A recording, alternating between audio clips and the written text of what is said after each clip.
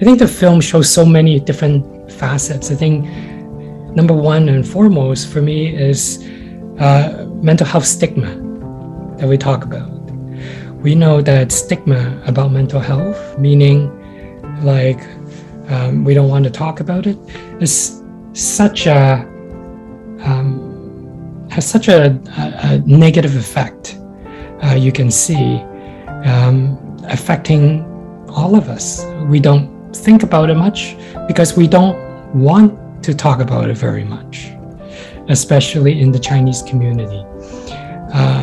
But in reality, mental health and well-being is part of everyone's health, because everyone has both physical health but also mental health.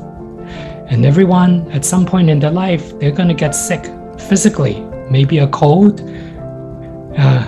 maybe, diabetes or heart problems. So having a physical illness at some point in your life, it's expected. So why isn't mental health treated in the same way, just like physical health? It is not rare. Probably everyone at some point would have some mental health issues. Certainly, most statistics show at least like 1 in 5 Canadians at any given point in time are suffering from mental health issues. So it's not rare. We only think it's rare because we don't want to talk about it. And mental issues comes from so many different issues: biological, psychological, social, not any one thing. It's often many factors involved. I think it's important for us to recognize that, of course, in this case, the pressures of immigration, the pressure to succeed, plays a huge part in this. When we know that most people with mental health issues are not violent, vast majority, and statistically, someone with mental health issues are more likely to be victimized than be the person going to hit someone else. And if that someone is due to mental health issues because of violence, it's only during special circumstances, if they are in the midst of their psychotic illness in very severe circumstances. So I think that it's over-assumed, this violence and mental health, which I think unfortunately is the case. Suicide, it's not a common event, but it's not entirely rare either. So we need to pay attention. Again, just like in this story, nobody wants to talk about it. When every year, more than 4,000 Canadians die each year from suicide. So we know that it's common, and for every completed suicide, there are 10, 20 times more people who try to commit suicide. So it's a significant issue, one that we should not neglect, that we need to talk more about. I think so. Mental health issue and stigma is one huge area that we need to tackle. I think number two is this film, of course, highlights that mental illness is not just affecting one person. It's affecting the whole family.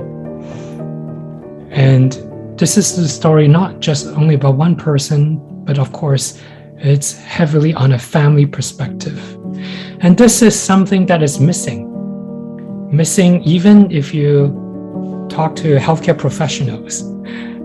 Most of the time, in a Western model, there's much more attention even to privacy and keeping it to one person and serving the individual. So having a perspective of, but what does the family go through?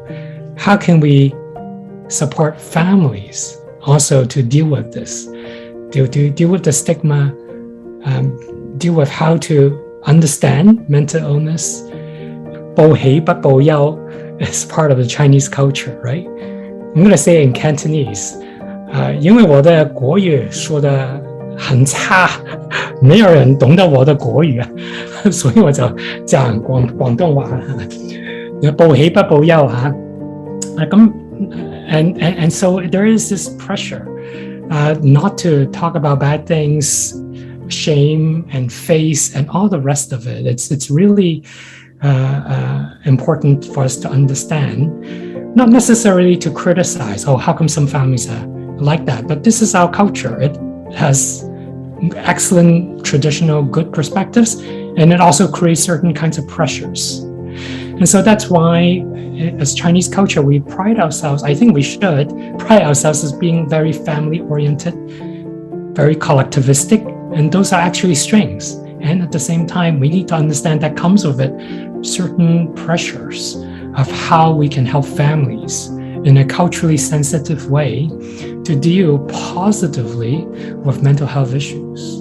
In healthcare, we call it the healthy immigrant effect, meaning that we know the criteria is tough. And so when people do health research, when they look at people who are coming over as immigrants, their physical and mental health are better than average Canadians. They have better blood pressure than average Canadians, because those who don't have good blood pressure, they just can't come, as you heard Elizabeth saying. Their mental health are resilient. They are all tough people, smart people who can, become immigrants. But we call this the healthy immigrant effect, is because they are healthy when they come, but after 5 years, 10 years, everything deteriorates. They catch downwards towards Canadian, many cases worse than Canadians. So we take super physically, mentally healthy people. It's not that they're weak. They meet the bar, as Elizabeth told us. And increasingly, they're going to be higher standards. But it's what the system does to them and the pressure. And this is what gets into systemic issues, right?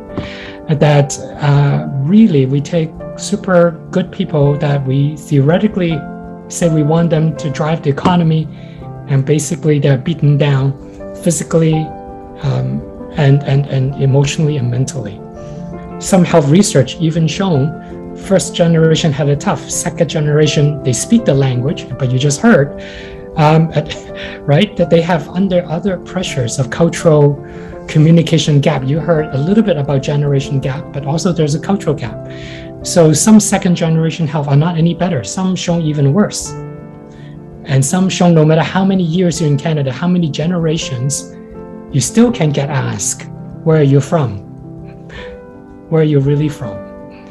And so when they do health research, Chinese as a community has one of the lowest sense of belonging in Canada compared to like Black or other race, right? Because they don't feel a home in Canada. And of course, this has an impact on mental health. In Ontario, when they look at people who are hospitalized, Chinese people are one of the most violent, most severe. We also know that Chinese people don't like to get help until it's too late. And even if they get help, there's a lot of shame, it's kind of secret. And sometimes the family may say, okay, like try not to depend on medication. You can be strong. So many factors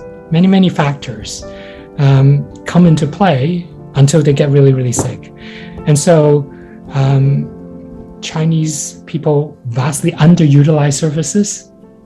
And by the time they present, it's already very severe. Because when they are 病向淺中醫, right? So we need people to go early for counseling, for help before it gets too late.